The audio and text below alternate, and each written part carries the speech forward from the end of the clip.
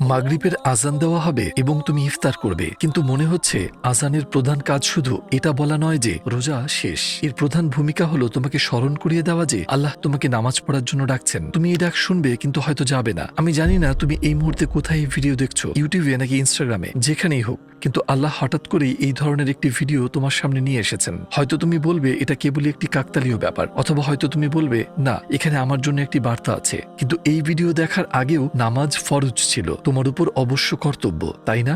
সুতরাং এটা কাকতালীয় ব্যাপার হোক বা কোনো নিদর্শন, তাতে কি আসে যায়? একটি খুব সুন্দর প্রবাদ আছে, ডাকপিয়ন খোঁড়া হতে পারে, কিন্তু সে যে খবর নিয়ে আসে তা সত্য। ভাই বোন, নিজের হৃদয়ে হাত রাখো, জায়নামাজ বিছাও এবং বলো আল্লাহু আকবার। নামাজ পড়ে তোমার হারানোর কিছুই নেই, কিন্তু পাওয়ার আছে অনেক কিছু। তোমার কাছে এটা হয়তো আরেকটি ভিডিও, আরেকটি ক্ষণস্থায়ী মুহূর্ত, কিন্তু একদিন মনে করিয়ে দেওয়ার মতো আর কিছু থাকবে না।